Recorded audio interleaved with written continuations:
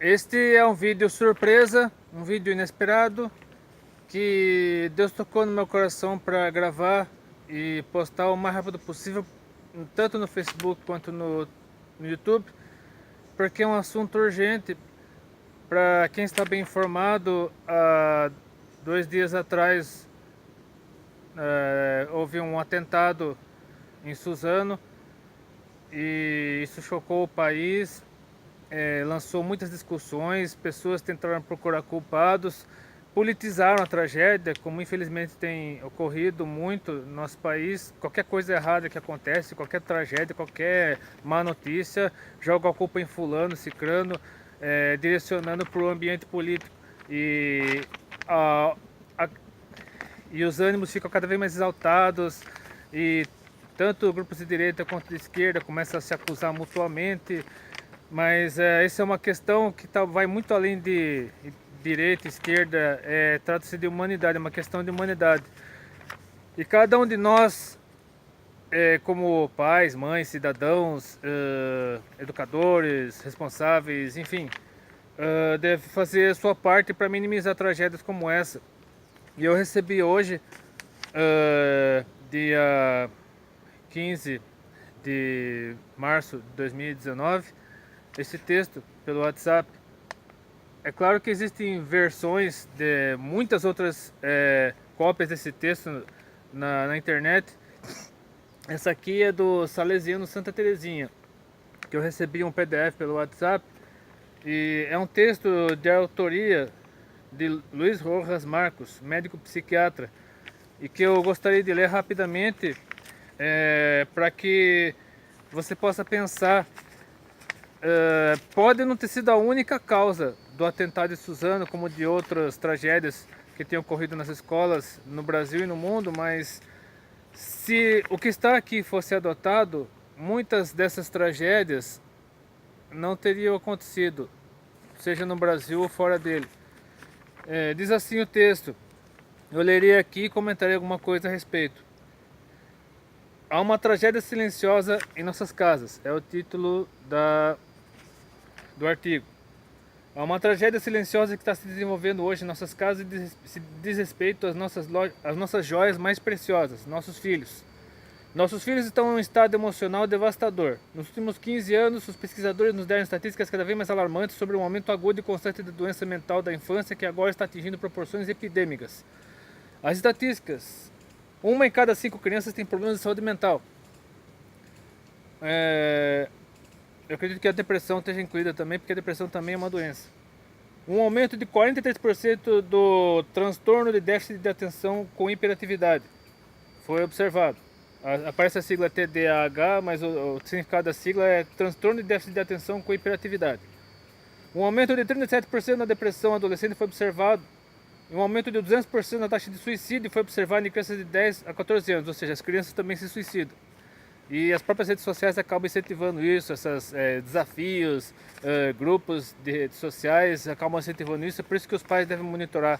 Ah, não tá acabando com a minha liberdade, não tem mais liberdade dentro da minha própria casa, eu sei, mas o mundo está cruel e os pais devem sim monitorar as redes sociais de seus filhos. Isso não é perda de privacidade, não é tirania, não é opressão, é algo necessário pelo próprio bem das crianças, jovens e adolescentes. Continuando aqui. O que está acontecendo e o que estamos fazendo de errado? As crianças de hoje estão sendo estimuladas e superdimensionadas com objetos materiais. Ou seja, você comprar uma criança com presente. Mas são privadas dos conceitos básicos de uma infância saudável, tais como pais emocionalmente disponíveis, limites claramente definidos, responsabilidades.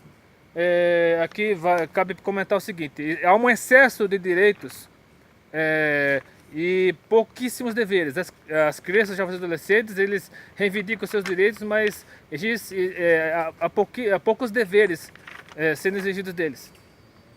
Nutrição equilibrada e sono adequado, ou seja, não dá qualquer porcaria para a criança comer, tem que dar uma alimentação, uma boa alimentação, e a criança, o certo é dormir no mínimo 8 horas por dia. Ela tem que dormir o suficiente para poder fazer suas atividades normalmente, sem qualquer tipo de transtorno. Movimento em geral, mas especialmente o ar livre, ou seja, não deixar a criança o tempo todo intocada no quarto, sentada no computador, usando o celular, videogame e tal. deixar a criança brincar mais ao ar livre, correr mais, ir para playgrounds, esses parquinhos infantis. Jogo criativo, interação social, oportunidades de jogo não estruturadas e espaço para o tédio. Inclusive, esses joguinhos de tabuleiro são importantes também no processo educacional da criança. Em contraste, nos últimos anos as crianças foram preenchidas com pais digitalmente distraídos, ou seja, fica só no celular, no computador, não dá atenção para os filhos. Pais indulgentes e permissivos que deixam as crianças governarem o mundo e sem quem estabeleça as regras. Ou seja, a criança vai na loja de brinquedos e a criança, ou mesmo no supermercado, qualquer estabelecimento comercial, a criança berra, grita, faz escândalo e os pais acabam dando tudo que as crianças querem, sendo permissivos demais, tudo que a criança quer comer, comprar, os pais acabam dando, isso estraga a educação das crianças. Um sentido de direito, de obter tudo sem merecê-lo ou ser responsável por obtê-lo. Sono inadequado e nutrição desequilibrada, ou seja, isso aqui é o contraponto do tópico anterior. Um estilo de vida sedentário, de ficar só sentado, deitado, enfim, assistindo TV, vendo internet, jogando. Estimulação sem fim, armas tecnológicas, gratificação instantânea e ausência de momentos chatos. Sim, o videogame pode sim ser usado como uma arma para matar, destruir. É preciso ter muito cuidado. O que fazer então? Que se queremos que nossos filhos sejam indivíduos felizes e saudáveis, temos que acordar e voltar ao básico. Ainda é possível. Muitas famílias veem melhorias imediatas após semanas de implementar as seguintes recomendações. Aqui o modo Super Nano ativado. Defina limites e lembre-se de que você é o capitão do navio. Seus filhos se sentirão mais... deixa eu virar aqui. Seus filhos se sentirão mais seguros sabendo que você está no controle do leme. É claro que o controle total, assim, o controle principal deve ser de Deus, deve ser de Jesus. Mas os pais, orientados pelo Espírito Santo de Deus, devem fazer esse controle da maneira adequada, da maneira correta. Oferecer às crianças um estilo de vida equilibrado, cheio do que elas precisam. Aqui, ó. Tá em caps lock aqui. Cheio do que elas precisam. E não apenas o que querem. Ou seja, não é porque a criança quer brinquedo tal, não é porque a criança quer joguinho tal, roupa de não sei qual personagem. Eu não posso falar aqui por causa do artigo 13, que vai que meu vídeo seja bloqueado por causa disso. Então eu não posso citar personagem, não posso citar, né, por causa do tal artigo 13, mas enfim. Não é porque a criança quer tal coisa, XYZ, que os pais têm que dar, mas é muito caro, aí a criança faz birra, faz gritaria e o pai acaba comprando de dó. Isso é terrível para a educação da criança. Não tenha medo de dizer não aos seus filhos se o que eles querem não é o que eles precisam. Isso é básico. Os pais têm que aprender a dizer não. É difícil, é penoso, é terrível, mas é necessário. Fornecer alimentos nutritivos e limitar a comida lixo, ou seja, em vez de dar salsicha, dê brócolis. Passe pelo menos 1 hora por dia ao ar livre fazendo atividades como ciclismo, caminhadas, pesca, observação de aves e insetos. Aqui, por exemplo, eu estou no ambiente bucólico. Pode levar a criança para um ambiente desses, mostrar, incentivar a criança a ouvir os cantos dos passarinhos, mexer com os insetos, tal. Eu fiz isso na minha infância, vale muito a pena.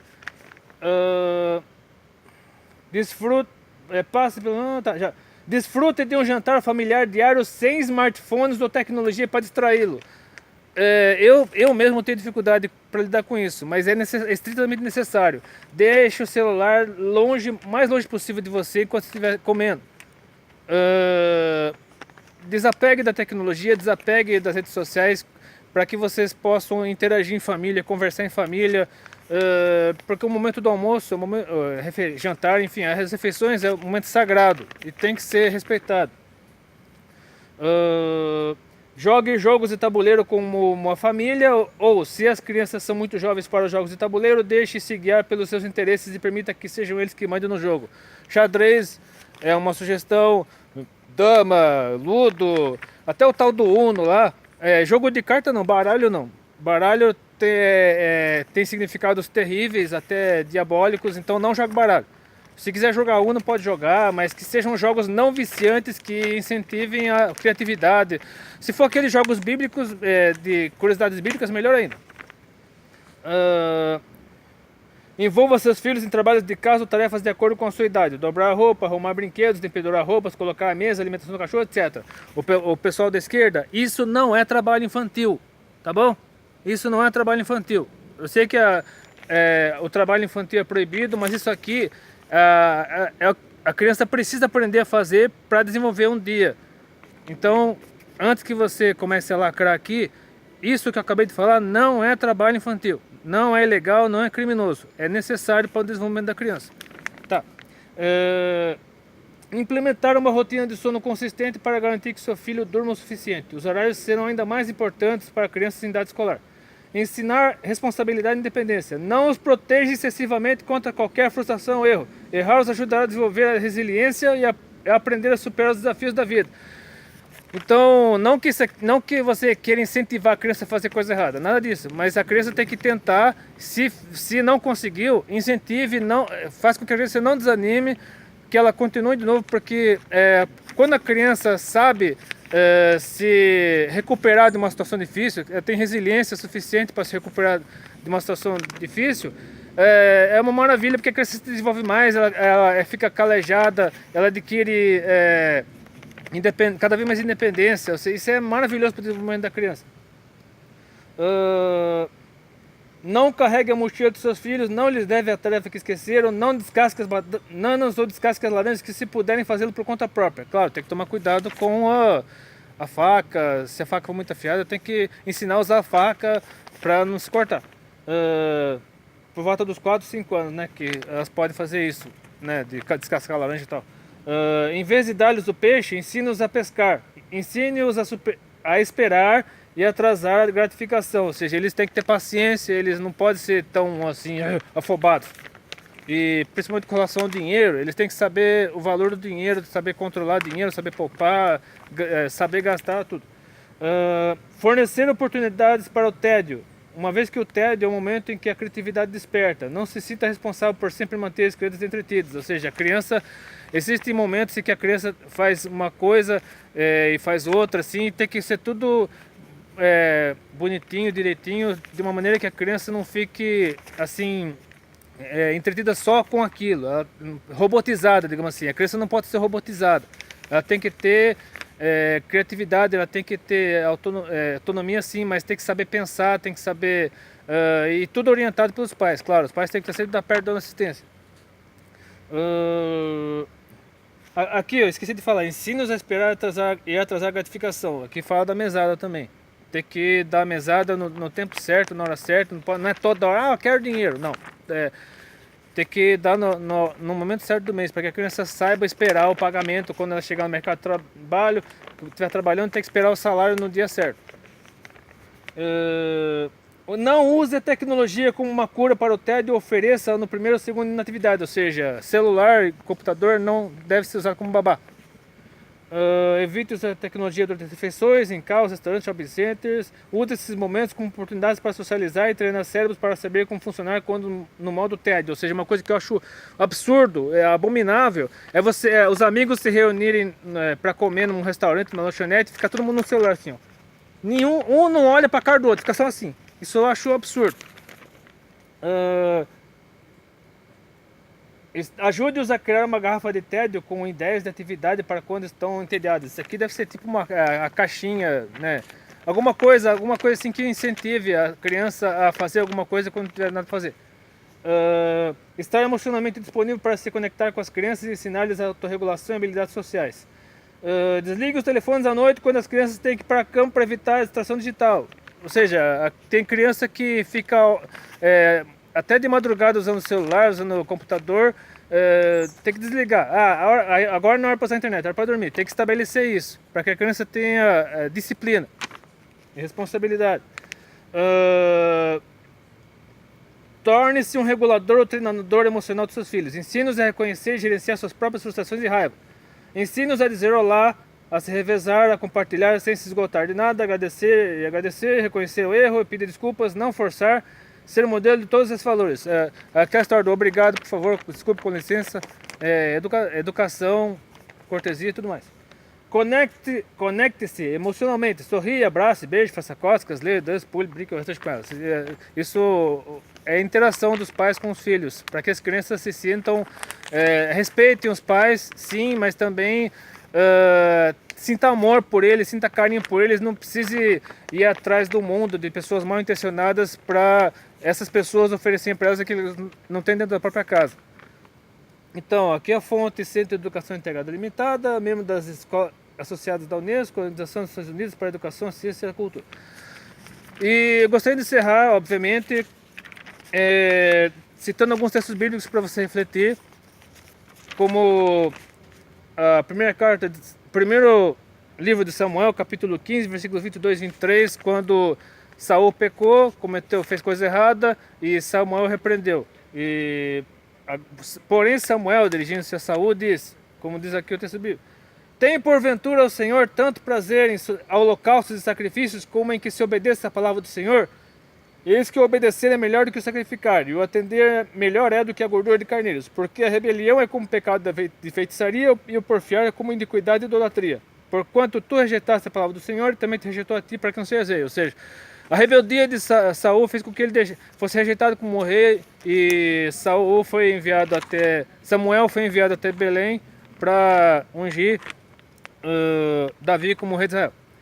E lá no livro de Provérbios, capítulo 1, versículos 8 a 9, é claro que o livro de Provérbios tem que ser lido todo, porque o livro de Provérbios inteirinho é um livro de recomendações, de conselhos, mas aqui no capítulo 1, versículos 8 e 9, diz assim: filho meu, ouve a instrução do teu pai e não deixes o ensinamento de tua mãe, porque serão como diadema gracioso em tua cabeça e colares no teu pescoço. Ou seja, se o pai ou a mãe são tementes a Deus, eles são a autoridade máxima na casa. Por isso, respeite, honre seu pai e sua mãe, como diz lá em Êxodo 20, e aqui na carta de Paulo aos Efésios, capítulo 6, versículos 1 a 4, o apóstolo Paulo reforça: vós, filhos, sede obedientes aos vossos pais no Senhor, porque isso é justo. Honra teu pai e tua mãe, que é o primeiro mandamento com promessa, para que te vá bem e vivas muito tempo sobre a terra. E vós, pais, não provoqueis a ira aos vossos filhos, mas criai-os na doutrina e a demonstração do Senhor. E finalmente, enfim, já falei tudo que tem que falar. Que Deus possa orientá-lo, abençoe tudo. Se você gostou desse vídeo, se o vídeo fez diferença na sua vida, curta, compartilhe, seus favoritos, que eu no meu canal, no YouTube no caso. Para aqueles que estão assistindo no Facebook, compartilhe esse vídeo para todos os seus amigos, seus contatos. Deus abençoe e até depois, se quiser.